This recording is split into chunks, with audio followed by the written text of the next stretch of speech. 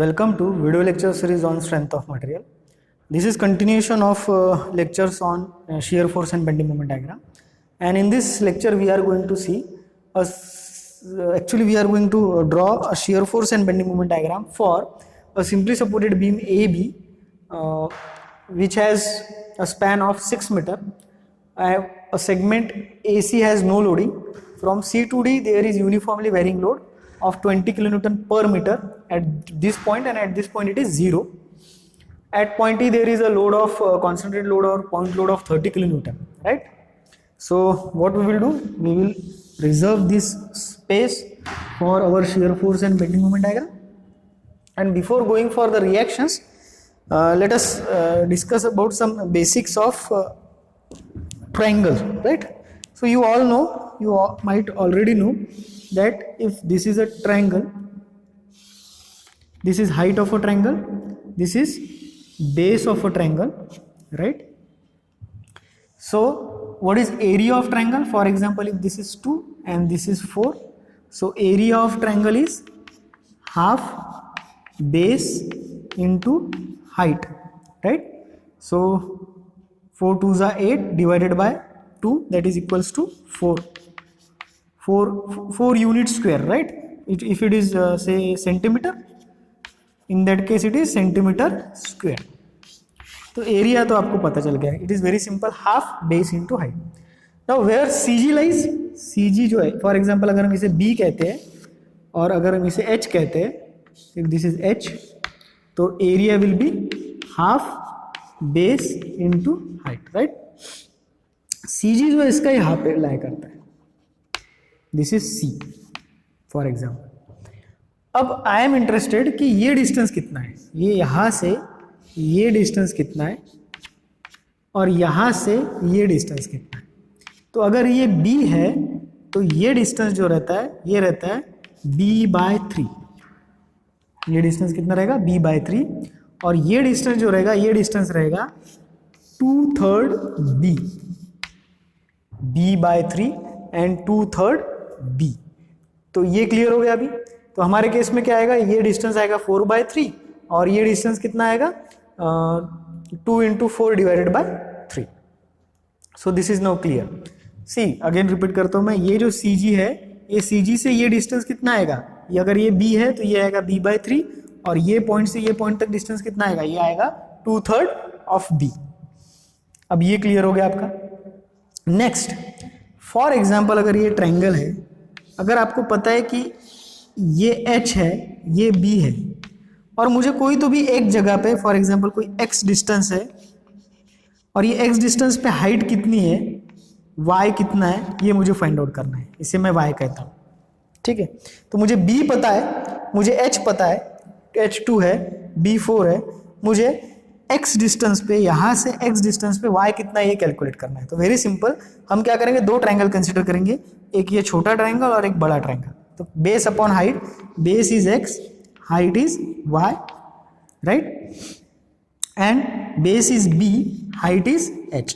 तो y जो हो जाएगा, y will be equals to, y क्या आ जाएगा, hx अपॉन b, राइट? ये b ये साइड में आ जाएगा, h ऊपर चले जाएगा, y ये साइड में चले जाएगा.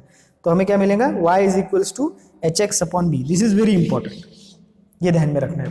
कहीं पे भी निकालना है, अगर आपको यहाँ पे निकालना है, यहाँ पे निकालना है, कहीं पे भी निकालना है, तो आप ये फॉर्मूला यूज करोगे. सिंपली आपको क्या पता चाहिए, b पता चाहिए, h पता चाहिए और x पता चाहिए, आपको y की वैल्यू मिल जाएगी, right? So this is very important, ये आपको ध्यान में रखना है while solving this numerical, right? तो अभी हम हमारा सबसे पहला जो पोर्शन है वो स्टार्ट करते हैं, दैट इज रिएक्शन.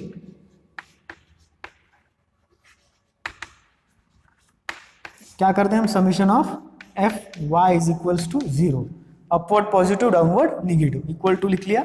ये साइड में अपवर्ड लिखेंगे Ra प्लस Rb और ये साइड में डाउनवर्ड लिखेंगे.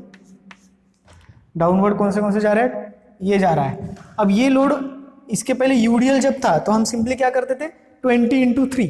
ऐसा क्यों करते थे, क्योंकि यूडीएल जो है वो एक रेक्टेंगल रहता है और यूवीएल हमेशा आइदर ट्रेपेजोइडल रहेगा या फिर ट्रायंगुलर रहेगा, या अभी ये केस में इट इज ट्रायंगुलर। तो हम क्या करते थे, यूडीएल के वक्त भी हम एरिया कैलकुलेट करते थे, और जो रेक्टेंगल का एरिया रहता है वो क्या रहता है, बेस इंटू हाइट, इसलिए हम 3/20 करते थे यूडीएल के वक्त। ट्रायंगल के वक्त हमें क्या करना है, इसका एरिया कैलकुलेट करना है, तो ट्रायंगल का एरिया क्या रहता है, half base into height. So ये आ जाएगा half base is 3 and height is 20, okay, plus 30 is equals to, so ये कितना मिल जाएगा हमें, 30 + 30 is equals to 60 kilo newton, right. This will be 10 into 3 30, 30 + 30 will be equals to 60 kilo newton. Then summation of moment at A is equals to 0। अब ये काफी important है और ये थोड़ा ध्यान से देखना है। क्या कंसीडर करना है, clockwise positive, anti clockwise negative. अब यहाँ पे मोमेंट लेना है हमें, तो आर ए इंटू तो 0 हो जाएगा क्योंकि डिस्टेंस 0 है। अब ये जो ट्रायंगुलर लोड है, यूनिफॉर्मली वेरिंग लोड है, ये कैसे जा रहा है, क्लॉकवाइज जा रहा है, इसलिए प्लस। अब ये जो लोड है, ये लोड कितना है, ये लोड है हाफ बेस इंटू हाइट। चलो ये तो आपको पता है, हाफ बेस इंटू हाइट यानी कितना हो जाएगा, यहाँ पे लिख लेता हूं मैं, half base is 3, height is 20 यानी 30। ये कितना हो जाएगा, 30। अब मुझे मूवमेंट लेना है तो मुझे डिस्टेंस चाहिए। अब डिस्टेंस कौन सा लेना पड़ेगा, अभी यूडीएल के वक्त हम कौन सा लेते थे, सेंटर। क्यों, क्योंकि उसका रेक्टेंगल का सीजी सेंटर पे आता है। लेकिन अब ये केस में हमें क्या लेना पड़ेगा, ये सी से डिस्टेंस। तो इसका सी कहां पे आएगा, यहां पे। अगर यहां पे सी है तो ये डिस्टेंस कितना है, ये डिस्टेंस है यस b/3। b कितना है हमारे केस में, b हमारे केस में कितना है, 3 है, तो b/3 कितना हो जाएगा, 1। तो ये डिस्टेंस हो जाएगा 1 मीटर, और ये बचा हुआ डिस्टेंस कितना हो जाएगा, ये डिस्टेंस हो जाएगा 2 मीटर। ये क्लियर हो गया। अभी टोटल 3 है, ये b/3 है और ये 2/3 b है, तो you will get this distance as 3 and that distance 1। अब यहां से ये कैसा घूमेगा, लाइक दिस, इसके अबाउट। तो ये डिस्टेंस कितना हो गया अभी, तो ये डिस्टेंस हो गया 1 + 3, राइट। सो ये हो गया फोर्स इंटू डिस्टेंस। तो डिस्टेंस हमने कैसे कैलकुलेट किया, 1 + 2/3 ऑफ b। b कितना है हमारे केस में, 3। 2/3 क्यों लिया, because see here this 2/3 b, this portion is 2/3 b। For example अगर ये ट्रायंगल ऐसे रहता था, इसकी हाइट ये साइड में रहती थी, तो फिर हम क्या ऐड करते थे यहाँ पे, 1/3 ऑफ b। अगर यही ट्रायंगल ऐसा रहता था, ये इधर हाइट रहती थी और इधर उसका 0 पॉइंट रहता था, तो वो केस में since we are calculating movement on at A, वो साइड में हम क्या लेते थे यहाँ पे, 1/3 ऑफ b या b/3। तो ये क्लियर हो गया। अभी नेक्स्ट क्या है, 30 किलो न्यूटन का, वो भी क्लॉकवाइज जा रहा है। सो 30 इंटू ए से डिस्टेंस कितना है, 1 3 1 मीन्स कितना हो गया, 4 5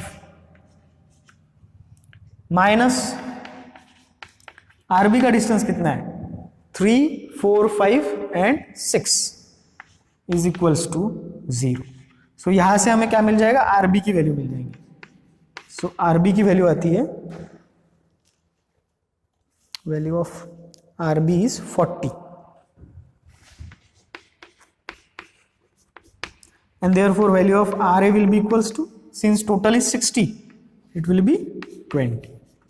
बट ऑब्वियस है क्योंकि मैक्सिमम जो लोड है वो कौन से साइड में, आरबी के साइड में, इसलिए आरबी की वैल्यू जो रहेगी वो ज्यादा रहेंगी एज कंपेयर टू आरए। तो यहाँ पे मुझे लिखने दीजिए 20 किलो न्यूटन और यहाँ पे लिखने दीजिए 40 किलो न्यूटन। ओके, सो ये तो अब क्लियर हो गया हमारा, आरए और आरबी हो गया। अब हम शियर फोर्स कैलकुलेशंस करते हैं। तो second step, shear force calculations. अब शियर फोर्स कैलकुलेशंस करते वक्त हमेशा ध्यान में रखना है जहां पे भी पॉइंट लोड रहता है लेफ्ट एंड राइट। सो क्या आएगा, ए लेफ्ट ए राइट, यहाँ पे पॉइंट लोड है नहीं, यहाँ पे पॉइंट लोड है नहीं, E left E right, B left B right. चलो मैं यहाँ पे लिख लेता हूँ, just left of A, just right of A, just left of E, just right of E, just left of E B, just right of B.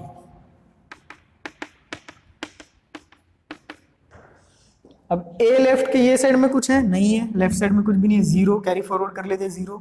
A left और ए right के बीच में 20 किलो न्यूटन ऊपर जा रहा है, plus 20 is equals to 20। Carry forward कर लेते हैं 20 को यहाँ पे, ए राइट और ई लेफ्ट के बीच में, ए राइट और ओके हम भूल गए कि पॉइंट सी और डी भी लेना है हमें, right. Point C, point D, उसके बाद आएगा E left, E right and B left, B right. Okay, so I forgot this two C and D. So यहाँ पे आते हैं, हमने ये कैरी फॉरवर्ड कर लिया था 20। अब ए राइट और सी के बीच में, ए राइट और सी के बीच में कुछ है क्या? नहीं है, इसलिए +0। तो ये कितना बचेगा? 20। कैरी फॉरवर्ड कर लेते हैं फिर से हम 20। सी और डी के बीच में कुछ है क्या? यस, सी और डी के बीच में इतना बड़ा ट्रायंगुलर लोड है। कैसे जा रहा है? नीचे जा रहा है। सो -½ बेस 3 हाइट 20 कितना आ जाएगा? -10, क्योंकि -30 है, राइट। -10 कैरी फॉरवर्ड कर लेते हैं। डी और ई लेफ्ट के बीच में कुछ है क्या? कुछ भी नहीं है, +0। तो -10 किलो न्यूटन कैरी फॉरवर्ड कर लेते हैं, -10। ई लेफ्ट और ई राइट के बीच में 30 किलो न्यूटन नीचे जा रहा है, -30 कितना हो जाएगा? -40 किलो न्यूटन। कैरी फॉरवर्ड कर लेते हैं, -40। ई राइट और बी लेफ्ट में के बीच में कुछ है क्या? नहीं, +0। सो -40 किलो न्यूटन। कैरी फॉरवर्ड कर लेते हैं, -40। बी लेफ्ट और बी राइट के बीच में +40, -+0। इसका मतलब हमारे कैलकुलेशंस सही है। अब रेफरेंस लाइन ड्रॉ कर लेंगे।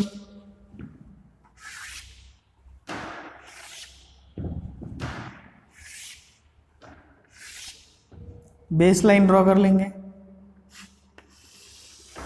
बेस लाइन के ऊपर पॉजिटिव, नीचे निगेटिव। ए, बी, सी, डी, ई। ए लेफ्ट कितना है? 0। ए राइट 20, तो 20 मार्क कर लेते हैं। So this is 20। C again 20, so 20। D -10, -10। E left -10 सीधा जाएगा, -10। ई राइट -40,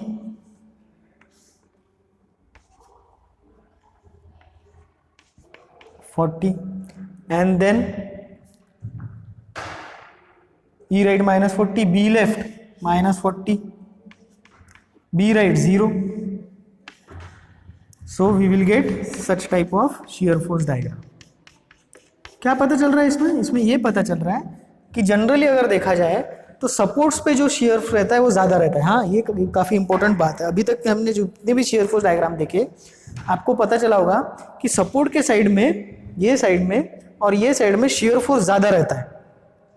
और इसलिए अगर आप देखोगे तो जो रिंग्स या स्टीरअप्स प्रोवाइड करते हैं बीम में, उसकी जो स्पेसिंग्स रहती है वो सपोर्ट पे कम रहती है। स्पेसिंग कम रहना इसका मतलब क्या होता है? ज़्यादा स्टील हम वहाँ पे प्रोवाइड करते हैं, because requirement of shear is more. और बीच में हम जो स्टीरअप्स की स्पेसिंग रहती है वो नॉमिनल रहती है, ना ज़्यादा स्टीरअप्स की स्पेसिंग रखते हैं। स्टीरअप्स की स्पेसिंग ज़्यादा रखना मतलब क्या? कि वहाँ पे कम स्टील प्रोवाइड करना, ठीक है। तो ये हमें शियर फोर्स डायग्राम पे से पता चल जाता है। हम यहाँ पे लिखेंगे SFD इन किलो न्यूटन। चल गुड, तो हमारा शियर फोर्स डायग्राम तो बन गया अभी। हाँ, एक गड़बड़ हो गई यहाँ पे, आपने बताया नहीं मुझे। गड़बड़ ये हो गई है कि ये जो लाइन है, ये लाइन ऐसे नहीं आएगी। क्यों? क्योंकि यहाँ पे कैसा है? UVL है, तो UVL के नीचे तो शियर फोर्स की डायग्राम कैसे आती है? पैराबोलिक आती है। तो ये कैसे जाएगा? ये it will go like this. This is parabolic. Okay, अब इसने हमारी परेशानी बढ़ा दी। क्यों बढ़ा दी? क्योंकि अगर ये स्ट्रेट लाइन रहता तो हम जल्दी से सिमिलरिटी ऑफ ट्रायंगल लगा देते थे यहाँ पे, पिछले न्यूमेरिकल के जैसा। और हमारा ये जो पॉइंट है, point of zero shear force, इसे हम कहते हैं point of zero shear force, वो कैलकुलेट कर लेते थे। और ये पॉइंट पे बेंडिंग मोमेंट मैक्सिमम रहता है, हमें पता है। लेकिन अब दिक्कत ऐसी बढ़ गई कि हमें नहीं पता ये हम कैसे निकालेंगे। अभी हमें ये नहीं पता, ये तो ट्रायंगल नहीं है, तो ट्रायंगल से तो नहीं निकाल सकते। फिर हम कैसे निकालेंगे? तो हम यहाँ पे बेसिक यूज करेंगे, हम अज्यूम करेंगे कि ये जो डिस्टेंस है ये डिस्टेंस कितना है x है। अगर हमने अज्यूम कर लिया कि ये डिस्टेंस x है तो हम निकाल सकते हैं, देखते हैं हम कैसा कर देंगे, ठीक है। तो यहाँ पे मुझे ड्रॉ करने दीजिए वही डायग्राम को फिर से। तो मैं क्या करता हूँ, अभी ये डायग्राम सिर्फ यहाँ तक ड्रॉ करता हूँ बीम को। तो अगर ये बीम है हमारा, this is point A, okay, this is point D, this is 20, right? This is point C, this is point A, this distance is 1 meter, this distance is 3 meter.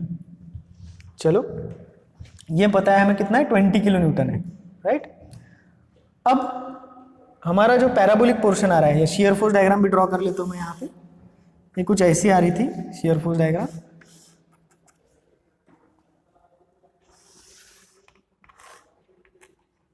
बराबर है। और पैराबोलिक पोर्शन जो है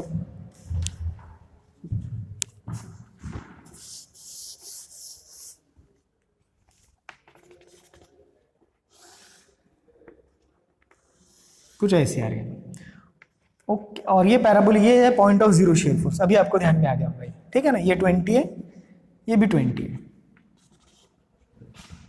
अभी हम क्या करेंगे, ये लाइन को एक्सटेंड कर लेंगे ऊपर, तो ये लाइन कुछ ऐसी आ रही है यहाँ पे, और ये नाम, इसको पॉइंट दे देंगे हम ABCDEF, F पॉइंट दे दिया, ठीक है।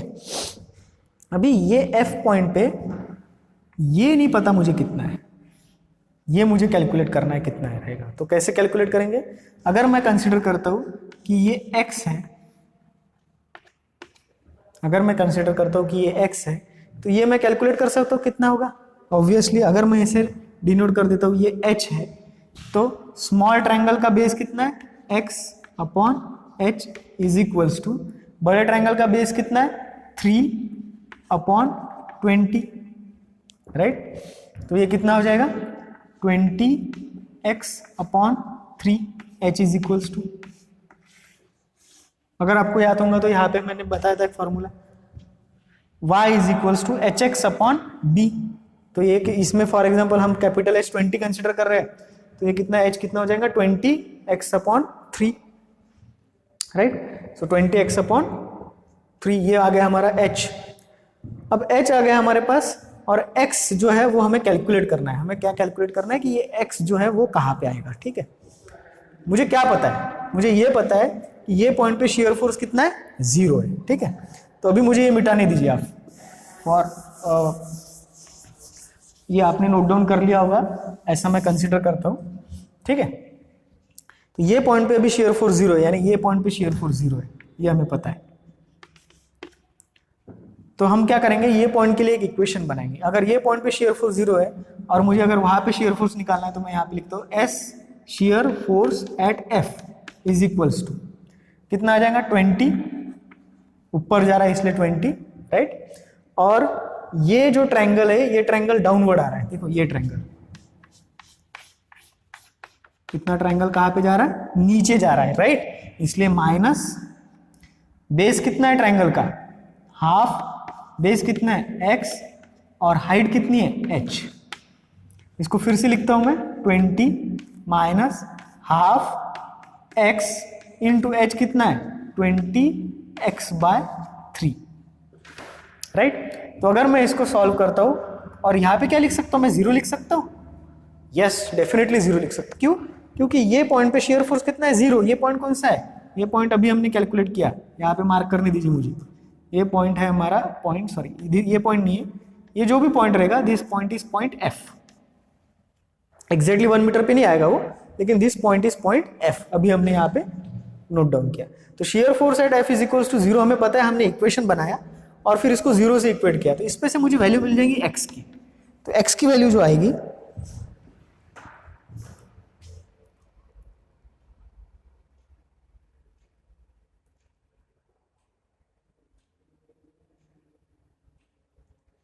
.449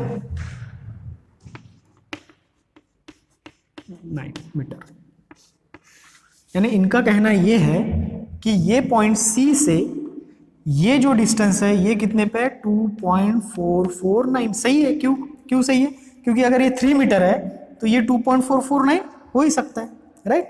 तो ये 2.449 डिस्टेंस पे आप इसको सॉल्व करो कैलकुलेटर में, you will get value of 2.449। तो अभी ये 2.449 हमें डिस्टेंस मिल गया।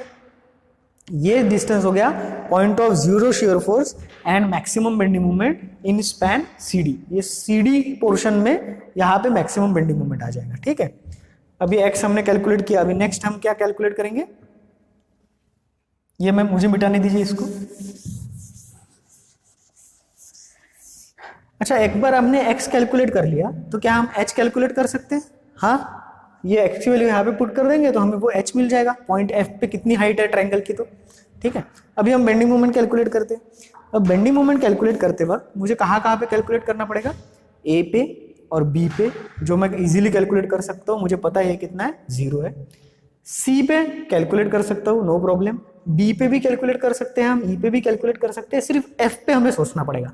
तो हम क्या करते हैं, सबसे पहले A और B का कैलकुलेट कर लेते हैं। मैं यहाँ पे लिखता हूँ bending moment at A is equals to bending moment at B is equals to 0। चलो ये तो हो गया। अब C पे जब हम कैलकुलेट करेंगे तो कौन सी साइड कंसिडर करेंगे, लेफ्ट साइड। तो यहाँ पे लिखने दीजिए मुझे bending moment at C considering left side is equals to, तो कितना आ जाएगा ये 20 clockwise 20 into 1 which is equals to 20 kilo newton metre. Good. अभी हम निकालेंगे E पे, जो इजी है वो निकाल लेते हैं। सो बेंडिंग मोमेंट एट E कौन सी साइड कंसिडर करेंगे, बट ऑब्वियस है हम कौन सी साइड कंसिडर करेंगे, राइट साइड। अगर हम राइट साइड कंसिडर करते तो एक ही फोर्स है 40 kilo newton which is going anticlockwise and anticlockwise on right side is positive. So 40 into 1 which is equals to 40 kilo newton metre. अभी हम calculate करेंगे D पे। So bending moment at D कौन सी side consider करेंगे, D पे जब हम कैलकुलेट करेंगे तो हम कौन सी साइड कंसिडर करेंगे, राइट साइड, बिकॉज ये UVL नहीं आएगा उसमें, है ना, UVL नहीं आएगा, राइट। तो राइट साइड कंसिडर करते हैं। तो अगर मुझे यहाँ पे मूवमेंट लेनी है तो ये 40 किलो न्यूटन एंटी क्लॉकवाइज जा रहा है, राइट साइड में पॉजिटिव रहता है, डिस्टेंस कितना है 2, और ये 30 किलो न्यूटन क्लॉकवाइज जा रहा है इसलिए माइनस 30 into 1। सो 40 2 ज़ा 80, 80 minus 30 equals to 50 kilo newton metre. अब सिर्फ बचा ये पॉइंट F। तो F पॉइंट पे बेंडिंग मोमेंट कौन सी साइड से कैलकुलेट करेंगे हम, F पॉइंट पे बेंडिंग मोमेंट हम ये साइड से कैलकुलेट करेंगे, राइट साइड से, लेफ्ट साइड से, ठीक है। तो यहाँ पे मुझे बेंडिंग मोमेंट कैलकुलेट करना है, ये ध्यान में रखना है आपको। X हमने कैलकुलेट किया, कितना आया हमारा X, ये टोटल कितना है यहाँ से यहाँ तक 3 मीटर है, और ये F डिस्टेंस कितना है 2.449, right. So let me write down here bending moment at point F considering left side. तो लेफ्ट साइड से अगर कंसिडर करेंगे तो 20 और क्लॉकवाइज जा रहा है, और डिस्टेंस कितना है 1 + 2.449, राइट। सो 20 into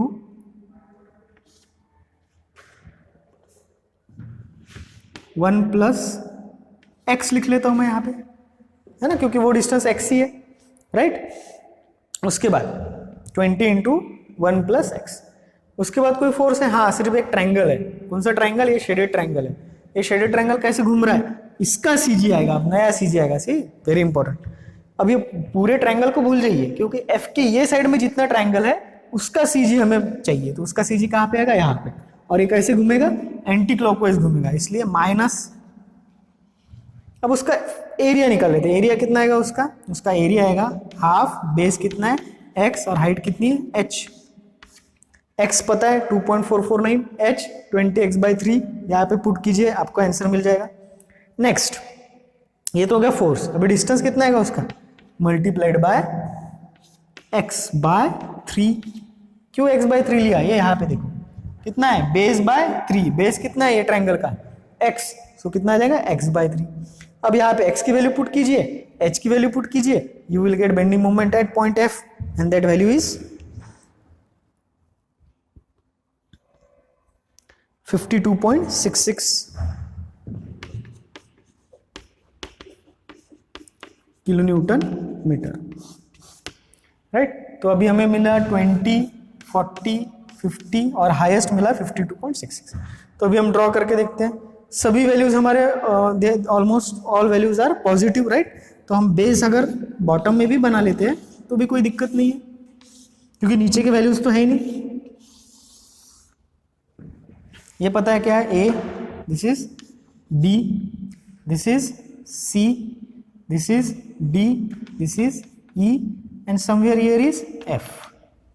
ओके, अभी आपको एक ध्यान में रखना है कि जब ये रहता है तो बेंडिंग मोमेंट डायग्राम कैसे आती है। तो बेंडिंग मोमेंट डायग्राम तब कैसे आती है, क्यूबिक आती है, ठीक है, वो आपको ध्यान में रखना है। तो हम सबसे पहले वैल्यू प्लॉट कर लेते हैं। सी पे कितना है 20, सी पे 20, ई पे कितना है 50, ई पे 50, ओके। डी पे कितना है 40, डी पे 40, और एफ पे कितना है,